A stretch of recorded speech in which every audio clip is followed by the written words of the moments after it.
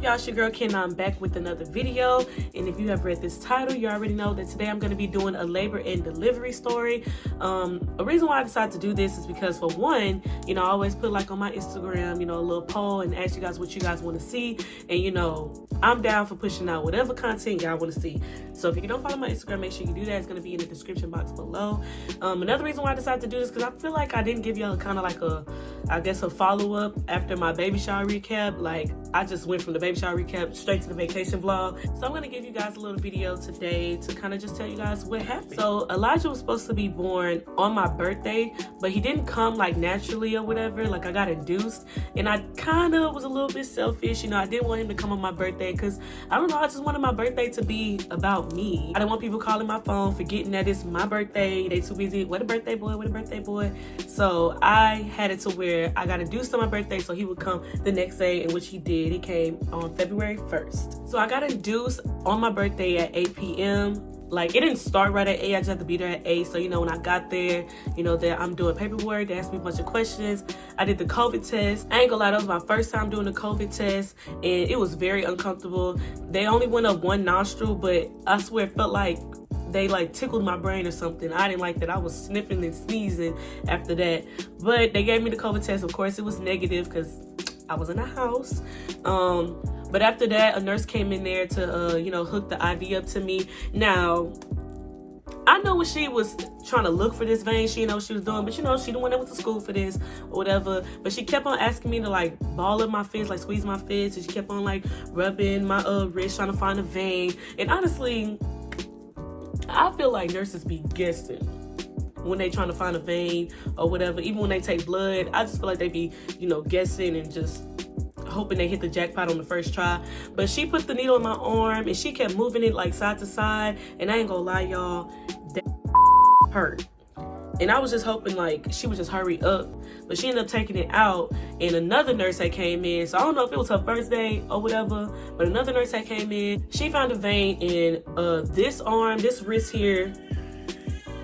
Found the vein and put the needle in there and everything like 2.5 seconds. And I was happy about that, but I was still a little mad at the other nurse because she had this wrist like bruised and hurting like the whole time. Even though like, I got stuck in this arm, whatever, this only hurt for like, I don't know, an hour or so, but this wrist hurt like the whole time I was there. Like, she bruised me. Like, I was really mad about that. But anyway, so around 8, they gave me like this little bitty pill to take, and they told me, it's supposed to help me contract and dilate and everything. They was gonna check on me in 4 hours. So, I'm feeling the contractions. I'm like, okay, it's working, all that good stuff. They checked on me in 4 hours. I did not move not 1 centimeter. I did not move at all. Like, I was still at 1.5 centimeters. That's how many centimeters I was when I came in there. And if you didn't know, you gotta be 10 centimeters in order to, start pushing. And I'm not gonna lie, I was a little sad because, I don't know, like, I just really thought like I was gonna get in there and things are gonna just start flowing and going. And, that didn't happen. And like, I don't know, I just kept thinking that if anything, I do not want to have a C-section. That was like my main thing. So like, when things wasn't going right, my mind went automatic to like C-section, and like, I knew I did not want that. But she was like, we're gonna call your doctor. We're gonna, see, what she wants us to do. And so she comes back in and she's like, okay, we're gonna give you another pill, but we have to slow your contractions down. It was helping me with my contractions, but it wasn't helping me dilate. So they had to slow that down before they could give me another. So they slowed my contractions down and they gave me another pill around like 1 a.m. And so they give me this other pill, again, I can feel myself, my contractions, getting stronger and everything. I'm just hoping that I'm dilated. But they check on me in another 4 hours. It's around like 5 a.m. and I'm finally, 2 centimeters. And they did give me some like pain meds because I didn't want the epidural yet. But, I kind of wanted to sleep because like the contractions wasn't that bad, but I couldn't sleep through them. And so they were like, okay, since you don't want the epidural right now, we can, give you some pain medication through your IV. So that's what they did. They gave me some pain medication through my IV, all that whoop-de-whoop. And it started to work a little bit, but still like not enough. And they gave me some more. They gave me like a stronger dose, like an hour later, around like 6. And I started to feel that. And probably like 45 minutes later, I threw up. And I was so embarrassed because, like, for one, I was shook because I didn't throw up my entire pregnancy. And then, two, I was just embarrassed because, like, I couldn't even make it to the bathroom. Like, I threw it right on the bed. Like, they had to come in there and, like, help me change the sheets and stuff like that. And I was just like, I'm so sorry. Like, I don't know why I threw up. And she was like, girl, bye. Like, we seen way worse stuff than a little bit of throw up. Okay, so that happened around like 7, 8 or whatever, and I still couldn't, you know, sleep through my contractions, and I actually still wasn't dilated. They checked on me again, and I hadn't dilated yet. My contractions, like, they were getting stronger. Like, the medicine, I feel like the medicine was like wearing off or whatever. So around like 12, you know, they come in there again, and she's like, you know, do you want the epidural now? And I'm like, yes, just give it to me, because I don't know what y'all putting in this little IV, but it's not working, and I really want to get some sleep. Because mind y'all, I got there the day before at 8 p.m. and it is now 12 p.m. the next day. So they call an anesthesiologist. He comes in there. He's really nice and just, you know, just happy. And I don't know, he's kind of preppy. Like, he liked to do this. And it's just really weird because, well, not weird, but it was just funny to me because it's like, you know, one wrong move, buddy, and I'm paralyzed, you feel me? He starts talking me through it, and you know, I didn't mind that because, you know, I want to know what's going on. Like, I'm not the type, I don't like to be getting all poked and prodded and stuff, and you're not telling me what's going on. And so, you know, he telling me, you know, I'm gonna do this, I'm gonna do that, you're gonna feel some pressure, you know, you're gonna hear this. Oh, at one point he was like, you're gonna hear this crunchy noise, and it was really weird because I don't think like the nurses or my boyfriend could hear it. It was something that like I could hear like internally, but it was just like it sounded like the ticket eater at Chuck E. Cheese. Like, it was so weird.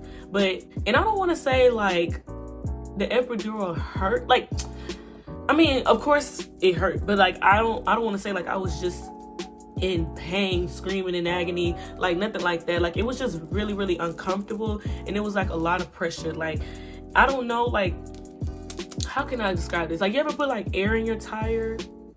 Well, no, because no one does it that way anymore.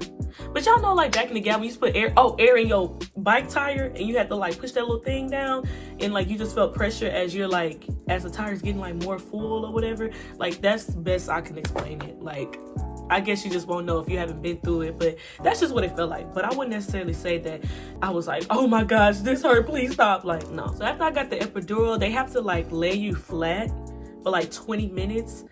And so, you know, they raised me up on a little thing, they laid me flat, and y'all, tell me why I had to throw up again. Now, mind you, I'm not supposed to move, so I'm telling the nurse, I'm like, I have to throw up. And she's like, oh, well, you know, you can't really do that right now because we're not supposed to sit you up. And I'm like, it's coming up. Like, whether you like it or not, it's coming up. So I don't know what you want me to do, but I can't stop myself, you know, from throwing up. And so she's like, okay, you know, so she raised me up just a little bit, just enough for me to like turn my head to the side and like throw up in a little bag thing she gave me. But after that, you know, she laid me back down. And after we waited 20 minutes, she starts like, you know, pinching and poking my leg. And she's like, do you feel that? Do you feel this? Like, how much do you feel that? And I'm like, I don't really know. Like, I've never had epidural before.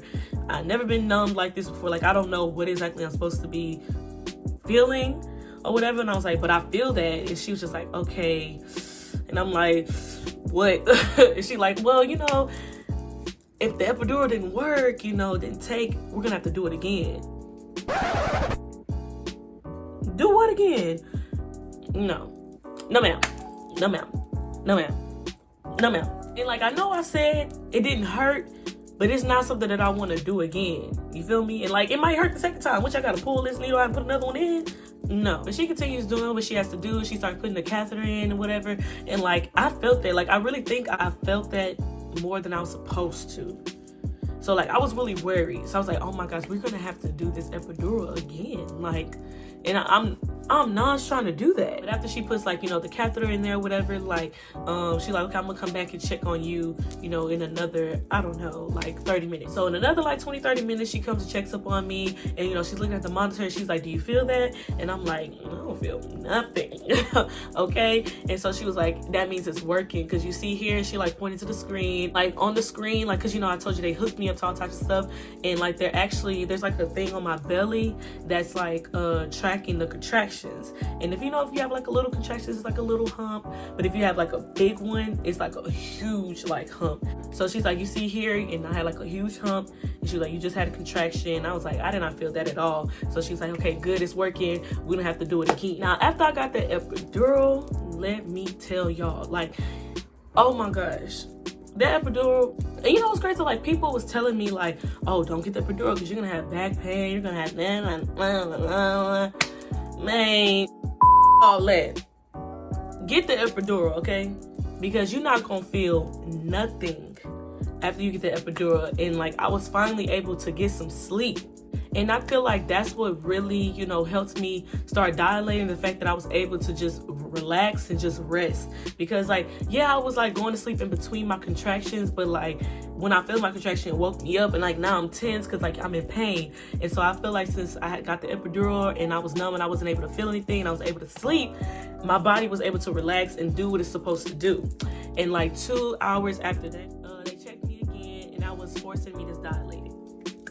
My doctor comes in, she checks me again just to make sure that I'm 4 centimeters dilated, and she actually breaks my water at this point. And so after she broke my water, I went right back to sleep. At this point, they're just coming in every 2 hours to check to see how many centimeters I've dilated. It came in around 4:30, and I was 7 centimeters dilated. And then they came in at another 2 hours later, around like 6:30, and I was 9 centimeters dilated. And so I went back to sleep, and they check on me again. Now, after I hit 9 centimeters, they was like, okay, we're gonna start coming in here every hour. And so then they come in again, half a centimeter to go. Now it's, it's about to be go time, and I'm getting a little bit anxious or whatever. And I ain't gonna lie, at 9.5 centimeters, that's when my like contractions started picking up. And they gave me like a little button, and they were like, you can press this button how many times you want. So like, I'm pressing the button, and then I started feeling like cramps like in my booty hole, and I'm like, am I supposed to be feeling this? She was like, yes. That means that he's, getting in position, everything, blah, blah, blah, blah. Like, they're so excited. Now, between, them checking on me, I was actually going to sleep. But now they like, no, you got to sit up, do this and that. Like, they having me sit straight up. They having me lay on one side, lay on the other. They having me doing everything just to get me to 10 centimeters. Finally, around 8, I hit 10 centimeters, and now it was time for me to start pushing. So they have a nurse. I have a nurse on one side, I have my boyfriend on the other side, and she's like, I'm gonna help you try to get him the crown, and then we're gonna call the doctor and get the labor and delivery team in here and all that stuff, blah, blah, blah, blah, blah. And I'm not gonna lie, y'all, I don't know what I was expecting, but pushing for me was really hard. Like, I was really trying to push him out. I felt like I was pushing with all my might, and like nothing was happening. And at first, she had like her fingers like inside my vagina to try to help, just like go around Elijah's head to kind of help him come out or whatever. But I guess like the way I was reacting or whatever, she felt like she was hurting me, so she stopped doing that. So it was just me pushing while they like pushing my legs back. And I just really felt like I was just getting, I don't know, I was just getting, what's the word? I was just getting like discouraged because he was not crowning, like nothing was happening. And I was sitting up there crying and stuff. Like, she even brought like a mirror so I can see. She was like, look, he's right there. And like, I pushed at one point and I looked at the mirror and like, I could see like his hair. And so I'm like, oh my gosh, like he's really coming. Like, and I'm really trying to get him out and I can't do it. And I don't know, I was just overwhelmed and I was crying and stuff. And finally, like my actual doctor came in. Well, actually it's crazy because I had a different doctor, but she ended up going home because she thought I was gonna give birth around like 4, I guess. And she like got off at 5. I guess she was just like, catch on the flip side. But I had another doctor come in there, and I mean, I knew him, like I've seen him before when I had my other doctor's visits, so I wasn't like, who is this guy? But he came in there, and when I tell y'all, he came to do his job, okay? Because when I pushed, like I told y'all, that nurse, she was scared, like, oh, I don't want to put my fingers in you, I don't want to hurt you. When my doctor came in there and told me to push, when I tell you, he must have put his fingers like this around my baby head. But I wasn't tripping, like, because he was doing what he needed to do. And the goal is to get the baby out. We ain't got time for what's hurting or whatever. Girl, you better push that button. But he came in there, he wasn't playing no games. Like, when I pushed, he was putting his fingers around Elijah's head, getting him the crown. And he finally had crown. And that's when, like, the labor and delivery team started coming in. And it's weird because, like, I could feel, like, my vagina lips over my son's head. Like I felt like a busted can of biscuits. Like I could feel my vagina around my son's head, and my legs is just open, and they just coming in and out, you know, the labor delivery team setting up and stuff, and I'm just like, ooh, cause like I'm shaking and stuff, like I'm in pain. But once everything was like set up and he was ready, he was like, when these contractions come, I need you to push with all your might, okay? And so that's what I tried to do. So my contractions come, and he's like, push, and he was like, you got it, you got it, you're killing it, he's coming, you're almost got it, let's go. But like, I don't know, like I just feel like I just remember like saying like, I can't do it, and they're all like, you're doing it, and I'm like tired. Like pushing is exhausting. Like I'm tired, I don't even want to do it no more. You know, my boyfriend's trying to be so supportive. Like at one point, you know, he was like, you know, trying to be supportive and everything, and I was just like, shut up talking to me. But I just meant him. I was just telling him to shut up. But when I told him to shut up, he shut up, the doctor shut up, the nurse shut up, everybody just had shut up.